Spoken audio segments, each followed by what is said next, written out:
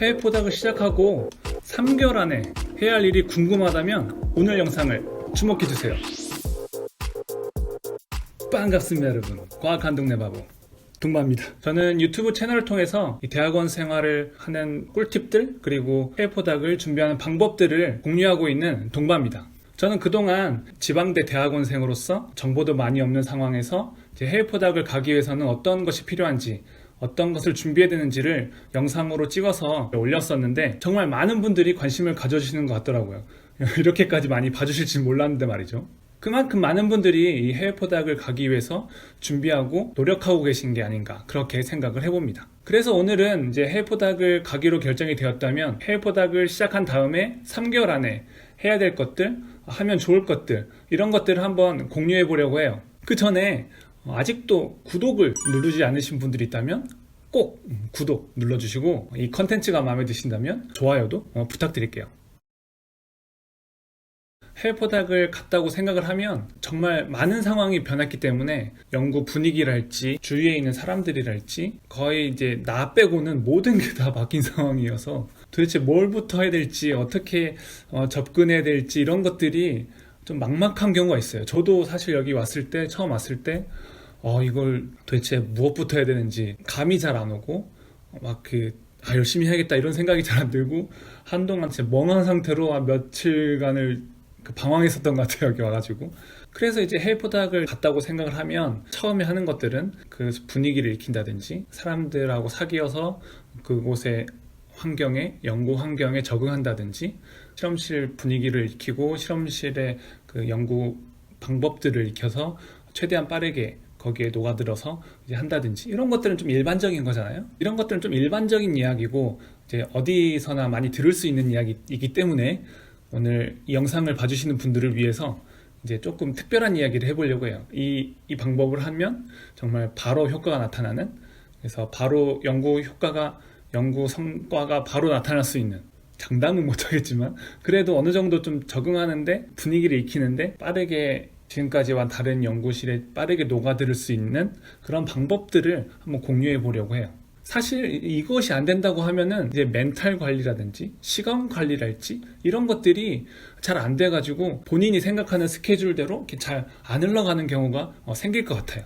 해외 나와서 생활하다 보면 아무래도 지금까지와는 완전 다른 그런 상황들이기 때문에 조금만 틀어지고 조금만 잘 안 되면 금방 초조해지고 막 불안이 막 몰려오는 경우가 있거든요.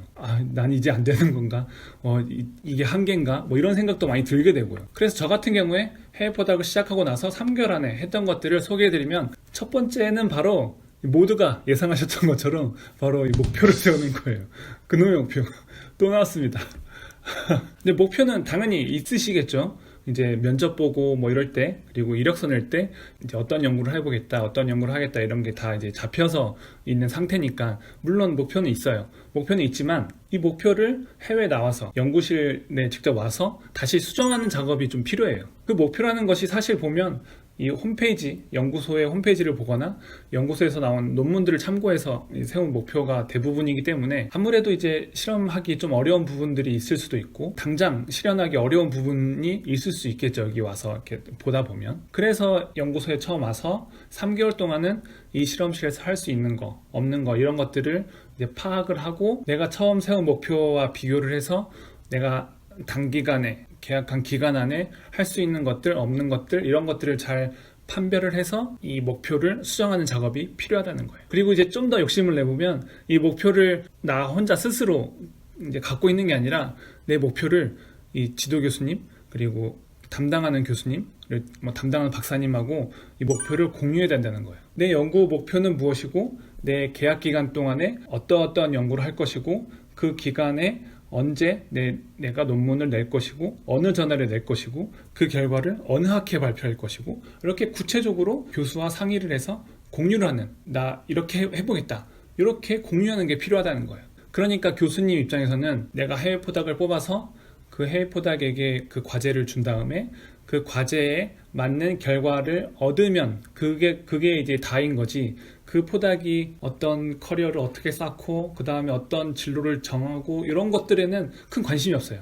이 교수님은 굉장히 바쁘고 다음 과제 또 만들어야 되고 다음 과제 또 만들어서 또 사람 뽑아야 되고 이런 게 정신이 없는 그런 상황이기 때문에 내가 어떻게 이렇게 막 이렇게 진도를 나갈지는 거기에는 관심이 없는 거예요. 그런데 제가 어떤 연구 결과를 내서 어떤 저널에 내겠다, 어떤 학회에 발표를 하겠다, 이렇게 구체적으로 얘기를 해주니까 그러면은 내가 이런 거 도와줄게, 필요한 사람들, 필요한 자원들을 이렇게 지원해주는 역할을 해주더라고요. 그 전에는 그런 게 전혀 없었거든요. 그래서 여기는 말을 해야 되는구나. 그 전엔 정말 얼음장처럼 차가운 그런 사람들인 줄 알았는데 내가 필요한 거, 원하는 거 이런 것들을 딱 얘기하는 순간에 무엇이 필요한지를 딱 이렇게 캐치를 해가지고 섬세하게 딱 연결해주는 이런 게 있구나. 요걸 딱 느꼈어요.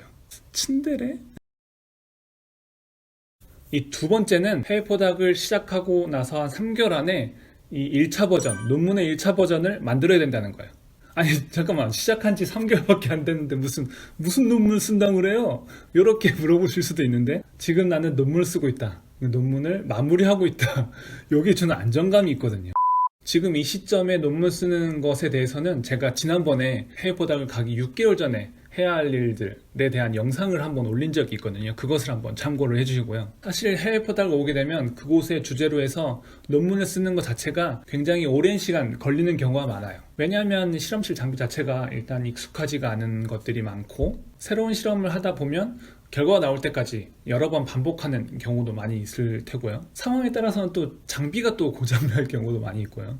아무튼 이 실험이 잘 안 되는 상황은 5조 5억 개가 넘을 거예요. 굉장히 많은 경우의 수가 많고, 생각을 한번 해보세요. 샘플 잘 안 나오고 실험실 장비는 또 고장났고, 그걸 또 고치려니까 또 몇 개월 기다려야 된다고 하고, 저 같은 경우처럼 또 실험실이 뭐 이사를 간다고 해서 또 몇 개월 또 기다린다고 하고, 또 코로나 또 퍼지고 있으니 또 실험실 나오지 말라고 하고 또 근데 여기서 중요한 건 뭐냐면, 이런 어려운 상황 속, 그리고 고난 속에 있는 그런 상황 속에서도 내가 논문을 쓰고 있으면 굉장히 여유를 잃지 않을 수가 있다는 거예요. 모두가 막 이제 어떻게 될지 몰라가지고 막 발망 동동 구르고 있는 상황 속에서 나는 혼자 집에 앉아가지고 논문을 쓰고 있어. 이러면 심적으로 굉장히 안정이 되거든. 이런저런 어려움이 있지만, 그런 돌발 상황이 있지만, 이제 어떻게 이 길을 헤쳐나가야겠다, 이런 것들이 이제 보이기 시작해요. 그런 여유가 있으니까. 그런 여유가 없으면 이걸 할 수가 없어요.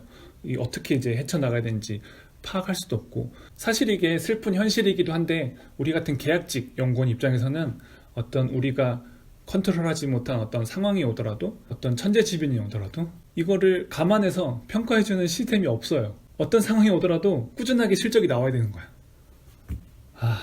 그래서 해외 포닥을 시작하고 3개월 안에 이 논문의 1차 버전을 완성을 해서 그 논문을 가지고 이제 수정을 몇 번 하고 1년 안에 서브밋하는 그런 상황이 되어야 어떤 상황이 오더라도 내가 능동적으로 그 문제들을 헤쳐나갈 수 있는 힘이 생긴다는 거예요.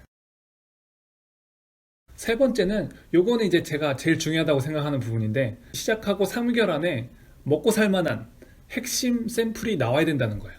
측정하시는 분들이라면 핵심 데이터가 되겠죠. 보통 계약 기간이 2년이라고 생각하면 관련한 논문을 쓰기 시작하는 시점은 이 계약이 종료되는 시점에 1년 전이 되겠죠. 그리고 저같이 샘플을 만드는 입장에서는 이 데이터가 나와야 되는 시점은 이보다 한 6개월 전이에요. 아무래도 뭐 실험이 한 번에 끝나는 경우는 거의 없으니까요. 최상의 퀄리티를 얻을 때까지 여러 번 반복하는 경우도 많고, 그러면 그로부터 3개월 전에는 이제 뭔가 확실한 샘플이 있어야 그 샘플을 가지고 여러 번 반복을 해서 데이터를 얻는 형태가 되는 거겠죠. 전체적인 스케줄 관점에서 한번 얘기를 해봤는데, 이 멘탈적인 측면에서도 이 처음 3개월 안에 샘플을 얻는 게 굉장히 중요해요.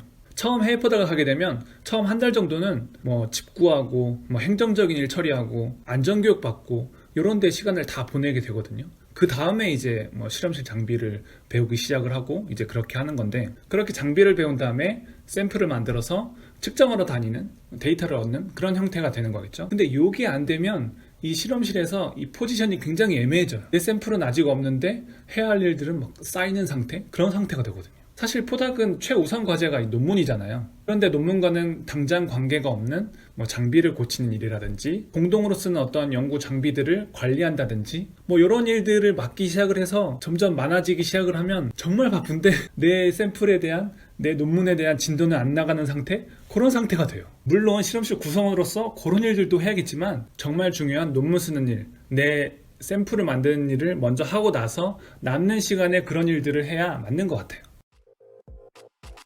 갑자기 생각나서 이렇게 떠오르는 것들을 이야기해 봤는데 어떠셨나요? 혹시 더 궁금한 사항이 있으면 밑에 댓글에 남겨주세요. 그러면 제가 박사님들에게 도움이 될 만한 그런 영상들을 가지고 찾아오도록 하겠습니다. 그러면 앞으로 막막한 대학원 생활 그리고 포닥 생활을 하는 방법들에 대해서 그동안의 제 경험들을 빠짐없이 올려드리도록 할 테니까 좋아요, 구독 잊지 말아주세요. 다음에 더 좋은 영상으로 만나요. 동바.